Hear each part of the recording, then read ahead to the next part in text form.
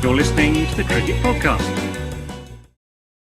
Hello everyone and welcome to the Cricket Podcast for our coverage of the second day of the third test between England and Australia.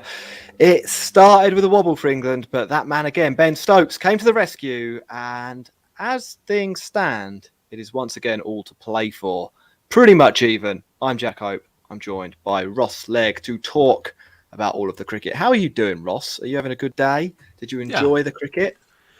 I watched most of the afternoon, and it was pretty good viewing. Stokes, one-legged hero for England, keeping us in the game, and I think anything with a deficit of less than 50, that's what they were going for, and given us hope, I think, and then some good bowling from the wonderful Moeen Ali brings us into contention. It was a really good spell from him. We've got a lot of cricket to get through today, not least the anti-Baz ball, and then the Stokes, and then the Moeen spell, but plenty of other touch points, including Bairstow and Smith flaring up. So let's dive straight into things, Ross. Have you got a summary to hand? Can you tell us? Can you walk us through the story beats? Yeah, the story beats. So England came out. We didn't have loads of wickets remaining, and unfortunately for us, we then had even less wickets remaining as Joe Root got out second ball of the day. Bairstow kind of followed not too late afterwards. And then it was a case of going, oh no, England had gone with the Rajasthan Royals selection pick, and we've not actually got a lot of batting left. Moeen Ali did what Moeen Ali does, has a bit of a swipe, fell into a trap, but kind of batted for enough time, I suppose, to at least kind of say he was doing what he was supposed to do. But again, Australia kind of seemed to have plans for the different people. Mark Wood came in with a blistering 28 off of 8 balls, including his first ball going for 6. The first person to do that since Beefy Botham back in the 80s, which is a nice thing to have as a little record. And then Stokes kind of took people to the cleaners at least a little bit again. He was pretty much batting on one leg. People were saying whether it was cramp, people were saying whether it was kind of his knee seizing up and all this kind of stuff. He wasn't looking good in the field at all. But there he is, still scoring loads of runs. 80 was a massive contribution. It kept England alive in this game, and what the order was from the bowlers was get some early wickets. David Warner, the bunny of all bunnies, 17th dismissal by Stuart Broad, and then Australia seemed to gain back a little bit of control. They were blocking things out. They were seeing things off quite nicely, not too troubled. There was a couple of drops in there, some difficult, some not so difficult. But then carnage happened. We dropped Marnus Labuschagne, and then next ball he decided to slog sweep one. He's played the slog sweep 6 times apparently and got out 3 times doing it. And then Steve Smith came in and just knocked one to Ben Duckett at mid-wicket. It was a baffling cricket. And then Chris Wokes got rid of the biggest thorn in England's side really throughout this series in Usman Khawaja. So it leaves the game with the Aussies leading by about 140 runs. Travis Head and Mitch Marsh saw them to the close of play with a kind of 25-30 partnership. And now England just the door is open for England to win this, which is a must-win game. Well, I mean, it's sort of open. I would say ajar, because the door is also well open for Australia to win this. It's not, I don't think, anywhere close to a done deal. I completely agree. And I would say it was incredibly even. I think we should start with the afternoon session, uncharacteristically. We could talk a little bit about what England did in the morning tactically, if you like, but it's the afternoon where the game really comes to life. England, they go into it and they're in pretty bad shape. They're not. Things have taken a turn for the worse. Wokes is out just before the lunch break, as you said. Mark Wood, first ball after lunch, comes out. It is incredible. It really sets the tone for kind of the rest of the day in a way. He just goes on the back foot and plants one into the crowd. It's 24 off 8 balls. It's the most runs anyone in the was the second most runs anyone in a test match has ever had after 8 balls, 24. Walks back, Out comes who came in there? It was Broad, wasn't it? He Broad. bats kind of normally, but at the other end, Stokes starts to go, and there's this mad passage of play where I don't really know why, but Pat Cummins saw fit to feed the young off spinner Todd Murphy Todd Lyon. Well, I was thinking of feeding to the Lions, but the actual lion got in my brain, wiggled his way in, and came out my mouth. And Stokes is hitting him for 6, and then at the other end, Australia seem to have no interest whatsoever in keeping Stokes off strike. They've got men on the boundary, sort of letting England take a single when they want. And really, I think Australia, they go from a position where it looks like they're going to have a big old lead, 142 for 7 England were, to it being only 26, mainly on the back of Ben Stokes, but with chip-in runs from some of the other guys as well. It was absolutely crazy cricket, Ross, wasn't it? I mean, like it's mad in this series how we oscillate from like passages of play that are sort of normal to just utter carnage and one team suddenly massively on top, and you can't really explain why. Yeah, I turn on now expecting 5 wickets to fall in a session and 200 runs to be hit. It's literally everything is on fast forward, and it's fantastic to watch. You kind of talk about Todd Murphy being kind of fed to Ben Stokes. I thought Todd kind of bowled admirably in the face of what was kind of clearly a bit of a kamikaze plan, really, for them. And he got his man in the end. His first wicket in England, the first wicket in Ashes is Ben Stokes. It's not a bad one to get. But there are some bits where you do have to kind of question those passages of play. It kind of reminded me when Joe Root just used to let sessions just go by, and literally you would just be like, we need to do something. And it's like, nah, they could just bat for a little while, it's fine. And you saw that from Cummins today, who comes away with his fifer, or sixfer, I think he got in the end. And he bowled well. He did. I mean, like Cummins was sort of the story of the morning, I thought. He picks up 6 wickets. He picks up some big wickets along the way as well, including Root. Second innings of the day. I loved on the BBC, Alistair Cook's trailer for the day was "It's all about Root," and then he is out literally second ball. It's it's one of those ones, and when that happens, in these kind of matches where batting is difficult, Root is basically England's batting lineup a lot of the time. Stokes is sort of in the mixer too, as we've seen today and last week, but. Ball 1, the big dog comes in and gets England's big dog, and that basically meant that England weren't going to be able to get a lead. I thought it was one of those, and he follows it up with a bunch more wickets. England do some dumb things to him, hitting the ball in the air when they'd probably be best advised not to. But he's an absolute champion bowler, and Ross, most importantly, he now has more Ashes fifers than Mitchell Marsh, so we can consider him to be an elite Ashes bowler, I think. Here's a question: Do you think there's anyone better in the world than Pat Cummins at the moment? I think it's quite a difficult one, but I think as a captain bowler as well, I think he's done a pretty good job, and he just must be horrible to face, and just the sheer longevity of it all. He's playing every single Test match.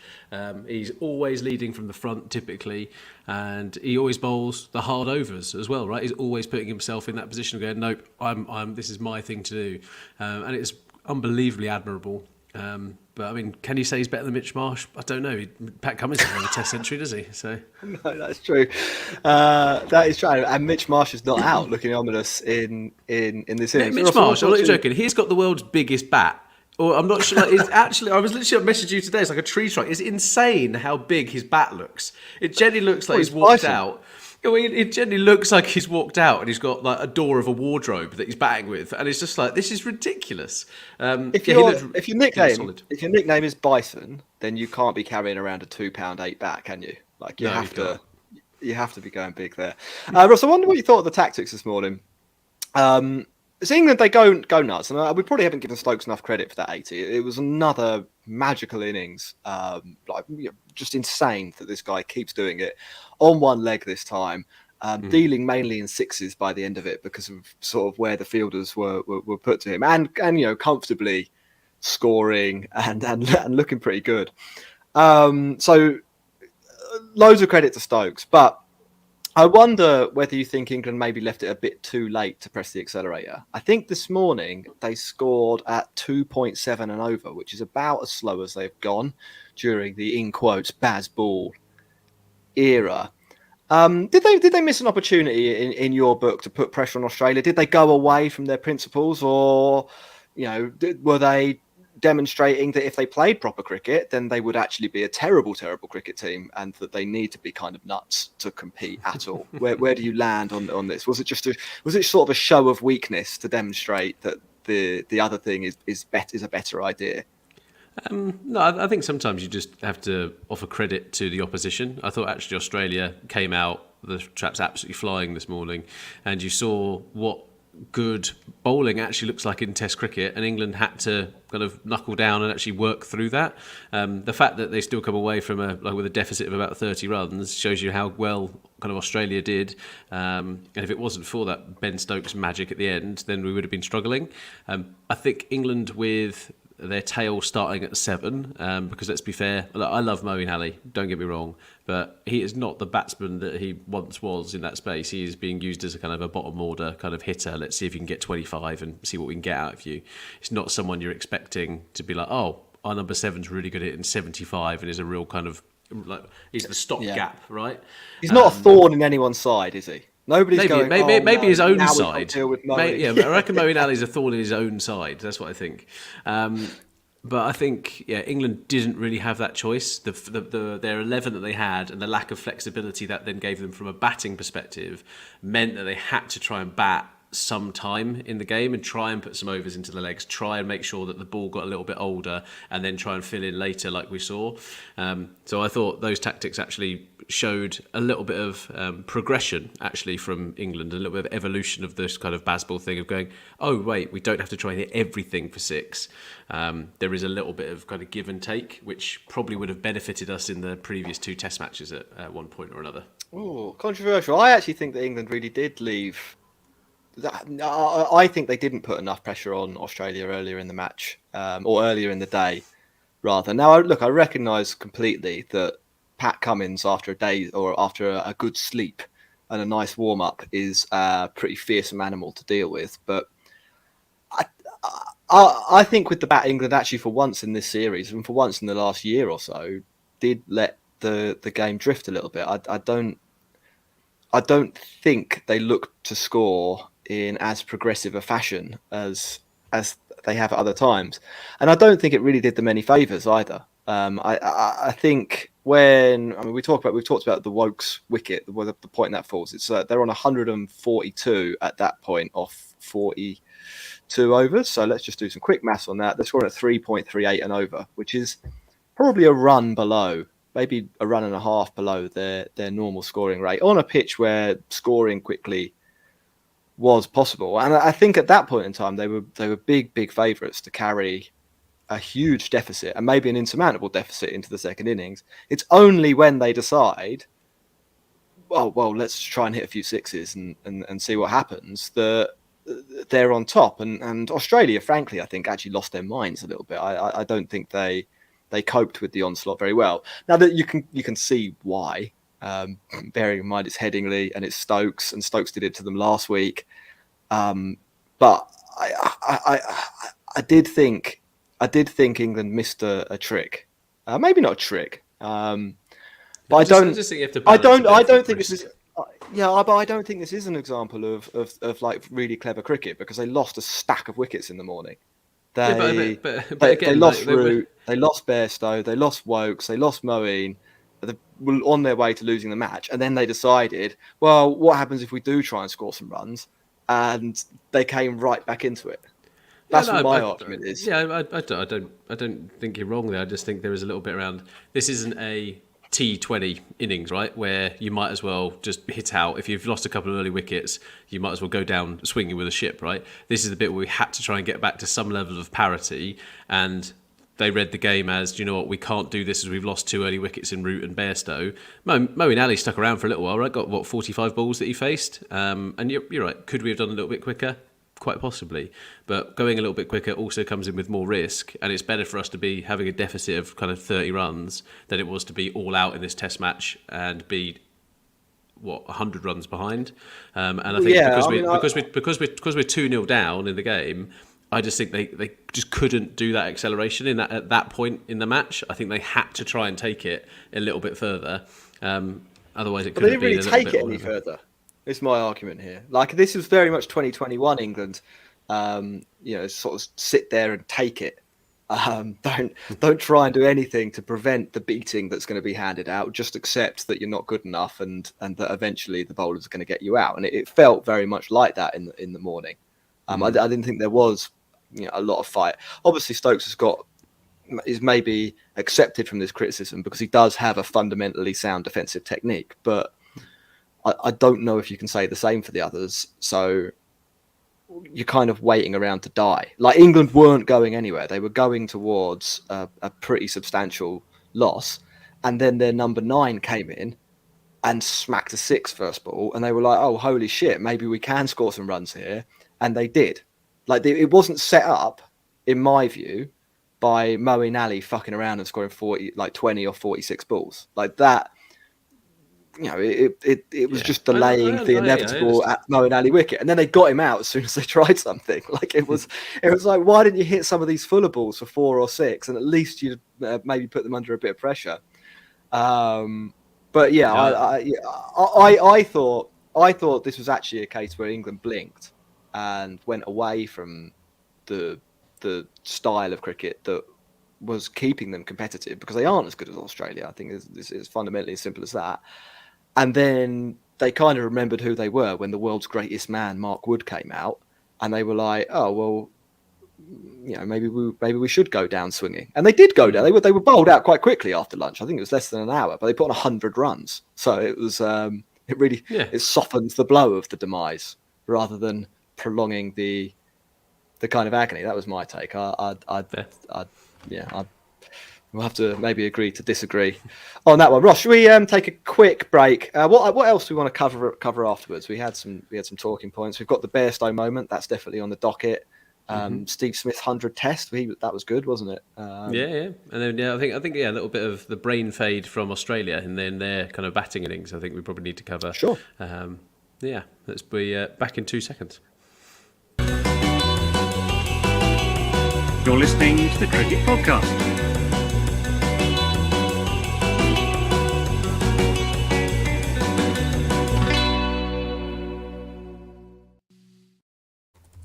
Hello, everyone, and welcome back to the Cricket Podcast, for part 2 of our episode on the second day of the third test at Headingley in the Ashes.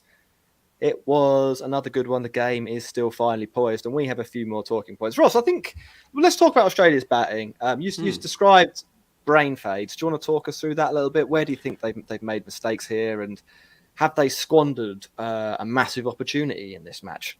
Yeah, have they done in England? I'm not sure they did it in England, but I think there is definitely a bit where, Warner that's just inevitable now, right? Warner is coming, like, this is the last series that he's going to play. If he's really lucky, he'll play the one in January where he wants to retire back at home, and that's fine, and that's if they want to be like that, that's great. But Stuart Broad just has him on toast. 17 times he's got him out, and he doesn't even try anything too different against Broad. It looks like he's just like, if you look at the dismissals, they're all so similar, and it's just like, Dave, mate, you've got to try and do at least something. He's falling into that kind of insanity camp, right?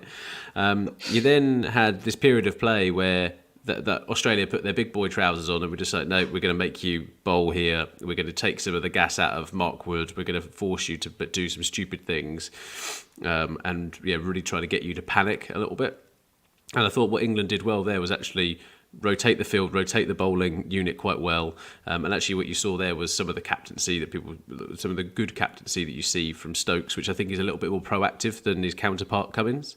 I think in terms of the brainlessness, like Labuschagne, I think you said it on the chat earlier, saying that the guy has tried like 3 different approaches across this series already. He's just woefully out of form, and he's like really trying to find something and trying to click. He didn't look like it flew at best.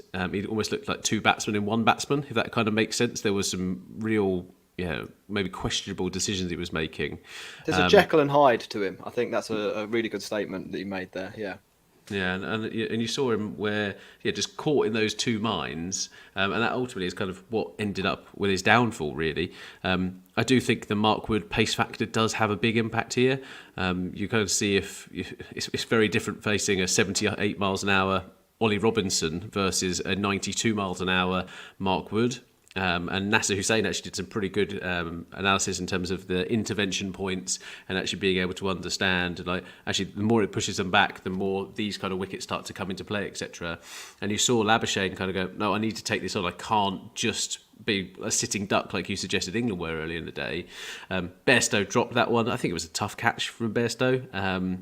But again, there's no sympathy in the bank, though, is there? Yeah. Like, all the credit's gone. Them. Yeah, like if he'd taken all the other catches, people would have said great effort. But yeah, it was a drops a bloody another one. Yeah. And then everyone's sarcastically applauding when he actually takes a really simple catch later on in the game. But then Labuschagne, I think it's literally the next ball, and he's playing against Moeen Ali here. And the guy plays a slog sweep for no reason whatsoever. Like, Harry Brook is out there. As a sweeper, he's not there as a wicket taking field placement. He's there sweeping and stopping the boundary, and it was completely and utterly brainless. Like, they were in complete control of the game there, and if Labuschagne bats for another hour, like, the game is gone. As far as I'm concerned, and there's no pressure on Khawaja to do anything, etc. Like, they can literally just bat, and it's a beautiful day at Headingley.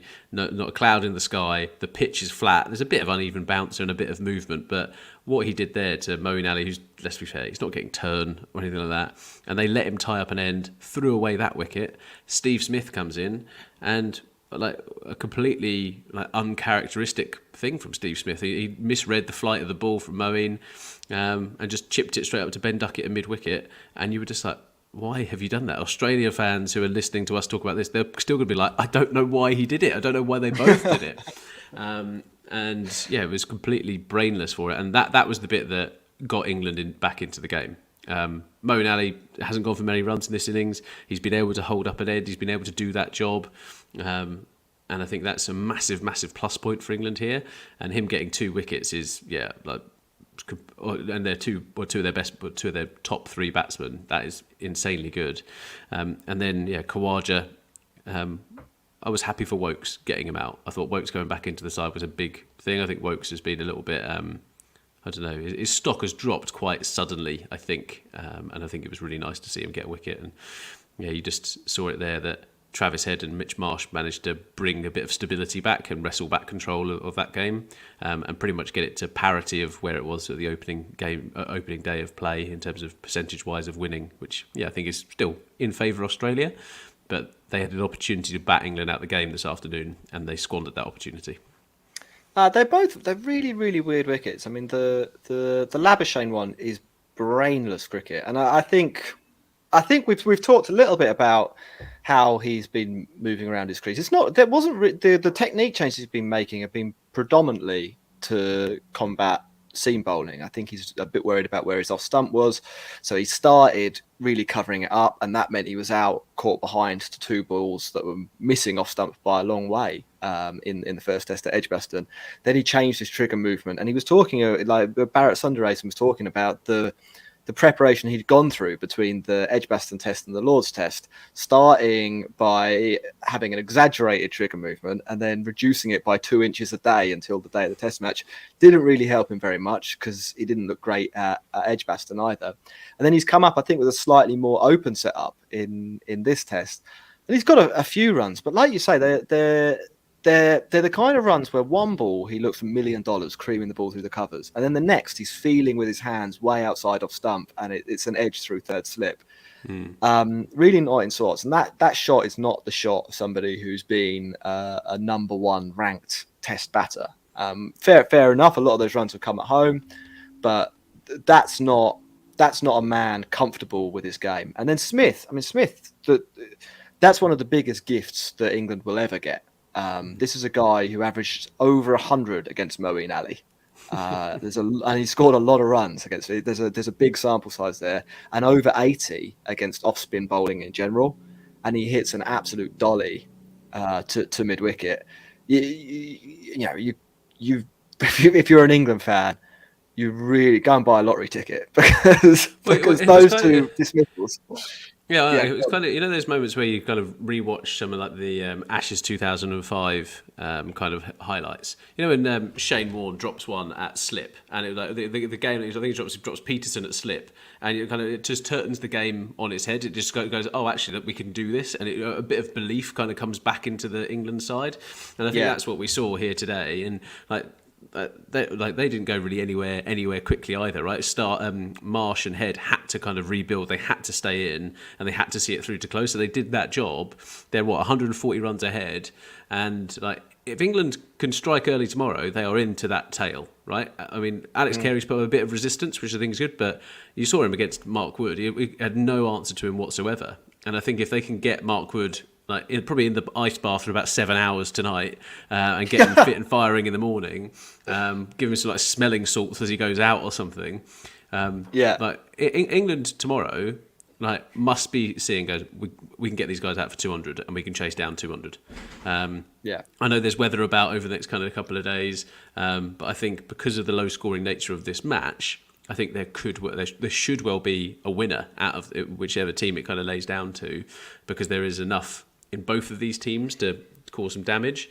I think where England probably need to be a little bit wary is like England's bowling lineup is doing bits on this pitch, and the pitch is still a good batting deck.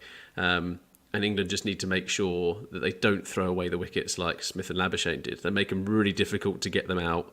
And I know they're going to be positive, which is great, but they can do that. But when it comes to people like Joe Root and Bairstow at 5, you just can't throw it away. A lot is on the line here. Ashes goes if they don't bowl them out cheaply tomorrow. Yeah, I mean, I think you could probably go as far as saying the next session determines whether England have got a serious chance of winning the Test and getting back into the Ashes or not. If Head and Marsh, and Head has been fan. I mean, we've not talked too much about Head, but Head in this Ashes has been really good in that counter-attacking role. If he puts on 40 and Marsh, Jesse Marsh, the football man, and Marsh gets some runs, and they can get that lead up to 200 really quickly. In an hour, the lead could be 200, and then the game looks a long way away for England. One wicket though, with some overheads at Headingley, potentially on and off as well. So you could see some decent spells. Robinson, we're not really sure whether he'll bowl. He was on fielding, so that in theory he could bowl in the morning. Even if he's out, if England are on and off, then you can get Wokes doing one end, can't you? Or Broad doing one end, and manage Wood quite well as well. Attacking at the other. Yeah, so it could be tricky. England are going to have a chance, and it will be a pretty captivating morning. Australia need minimum 250, 260. I think that feels to me as if like that would be a challenging chase when it's being interrupted, and like Australia's bowling lineup has looked like still exceptionally good, right? Stark in particular looks really, really good, and obviously Cummins is just leading that attack like fantastically. Todd Murphy, massive job as well on his shoulders, like his inexperience in that space. I don't think he bowled, as I said earlier, I don't think he bowled absolutely atrociously to Ben Stokes. It's really difficult to bowl to Ben Stokes in that space, but I think that would have rattled him. Yeah, I think, but still, there's a little bit of rattle, right? When you're going at like 2 boundaries and over, like you're just a bit like, shit, I need to be wary of what's going to happen here. And the outfield at Headingley was lightning. Yeah, it was. It was for sure. Ross, we've got a handful of questions in. Before we get to that, Steve Smith's 100th Test. We didn't really talk about this yesterday because there was a lot going on. He is an absolute great at the game. Would you say? And he took 5 catches today. It's the second time he's taken 5 catches as an outfielder. Only the second man to do that. I would say greatest catcher I've ever seen. Second question: is he the greatest Test batter you have ever seen? It's quite a big question. I think he's the guy's a freak, an absolute freak. He's horrible to watch bat, absolutely horrible. But he is like an unbelievable fielder. It's just annoying. He seems to be good at pretty much everything, right? I think in terms of my English bias, I just love watching Joe Root bat. I think there's a lot to be said of what he's achieved in the last kind of couple of years.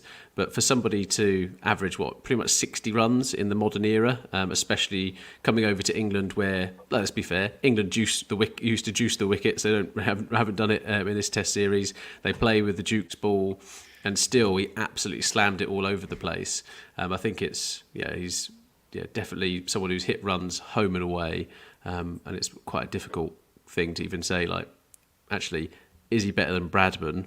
Is a decent enough kind of conversation to be having, I think. So I think we can exonerate ourselves from that because we never saw Bradman bat. But yeah, which is weird. But it was in theory, so out of those bits of someone sitting there going, do you know what? If we could compare eras, which we will very much struggle to do so, Smith is well in that conversation, which I think is well done him.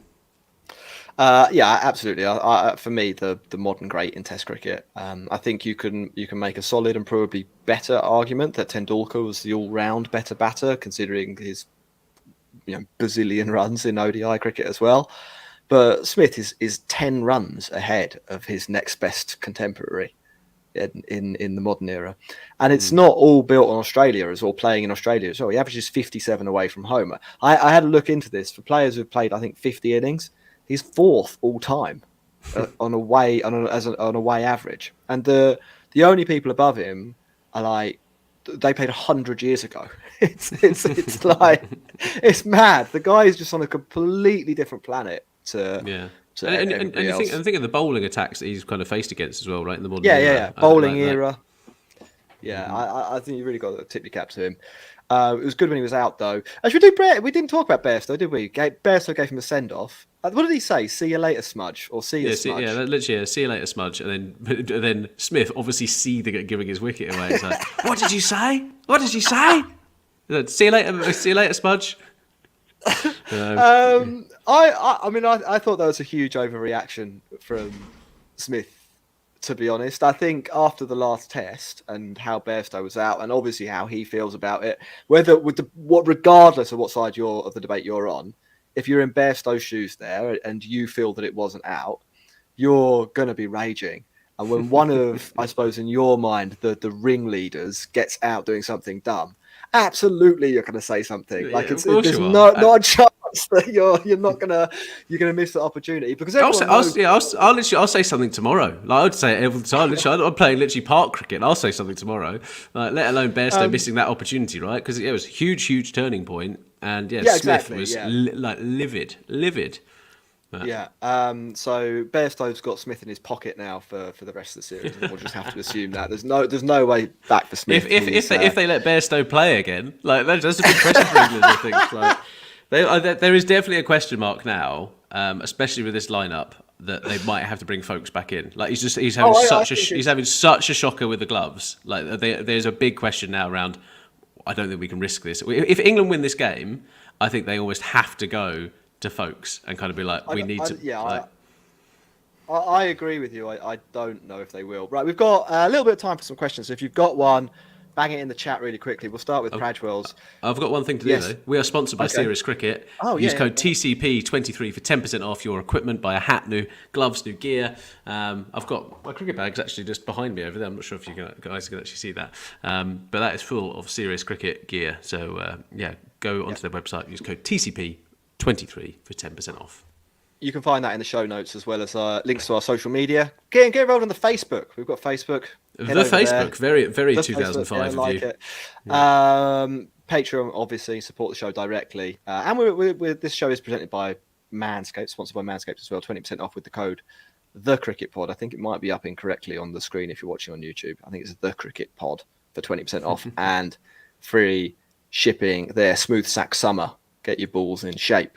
Pradwell says, if they bring back Anderson, who gets dropped for the next test? Well, that's surely Ollie Robinson. Yeah, with bad back pain, bad back Ollie.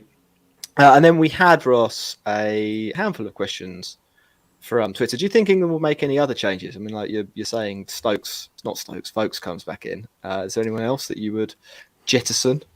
So I think it depends how this test match goes ultimately, right? I know there's World Test Championship points on the line, but if England are 3-0 down, then there's a question mark around some of these things, and people kind of go, it's the Ashes and all this kind of stuff. But the Test matches are thick and fast. And whether Ben Stokes even for a second considers resting himself if they go 3-0 down or anything like that, that's a massive, massive question. I think that, Bairstow's keeping has not been anywhere near the level that we'd expect it to be. It was relatively surprising that they decided to go with the kind of 6 batters Rajasthan Royal approach for this Test match as well. Obviously doing it to be like, we need to take a risk and we need to take those 20 wickets as soon as we possibly can do. So I can see why they've done it. Ollie Robinson being unfit was a big risk. I kind of thought they made a mistake in trying to play him 3 games in a row when they know he's susceptible to injuries. And Josh Tongue, I thought, did actually really quite well in the last Test match, probably warranted a place in the side. Stuart Broad just seems to be the fittest man alive. Like, he's bowling really well, he's on form, like he's completely in it. And then batting-wise, like, I'm not sure you drop any of the people who are in there, right? They are England's best batters, but I think it could be bolstered by Ben Stokes kind of in that lineup. I think there was some tweets going around saying that with folks in your team, you need to kind of create 19 chances to create, but with Johnny Bairstow in, you're having to create 26. I think there's someone from the cricketer. And it kind of rings true a little bit in this. And you compare him to Alex Carey, and I know in the preview shows we were saying, like, where are the key battles? And Alex Carey versus Johnny Bairstow was on our list, and like Alex Carey has had an unbelievable series with the gloves. Like, he's been great, and he's been like and they've been doing analysis of where he's standing. He's really thinking about his game. Like, obviously the wicket for Bairstow last week showed, whether you like it or not, kind of good game awareness. Like, he's making a material impact. I think we might have lost Ross every there. single game. Positively, Bairstow is currently the opposite. So yeah.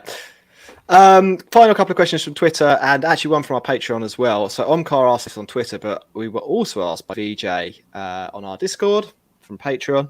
So I'm going to ask that one. If you have a show today, tell us about why Broad is so successful against Warner, or why Warner fails so often. Is it a mental game or something seriously wrong with Warner's technique? So you talked about this a little bit. I think it's basically technique and Warner getting a little bit old. And the other factor is that Broad has added round the wicket to left-handers to his game. And that's really why he's probably still a Test match quality bowler. I think if he wasn't as devastating around the wicket to left-handers, probably would have dropped out of the England team by now, or at least be more on a kind of rotational basis. And like you say, I think it is weird from Warner to always be out the same way, sort of the crease pushing out in front of his bat. But I think that might just be age with Warner. Like, he's declined in T20 cricket. He's declining in Test cricket. The guy is old. Like, people can't play forever. And I think over this Ashes series, and probably the last 2 as well, we've seen a player that is past their peak. And the final question, Ross, comes from Gurjot. If England are going to bottle from here, how are they going to do it? So I don't think it's a bottle if it's a 50-50, but how are England going to lose this Test? Because they probably will. It'll be a case of we bowl them out for, say, 2:30. We really think we're in with a shout. We'll start positively. Crawley will be on the front foot. Ben Duckett will be nudging and knurling his way to a thing, and we'll get into a position where we're like 40 or 50 for none, and everyone's gonna be like, yes, we're right in this game. And then Crawley's going to throw it away.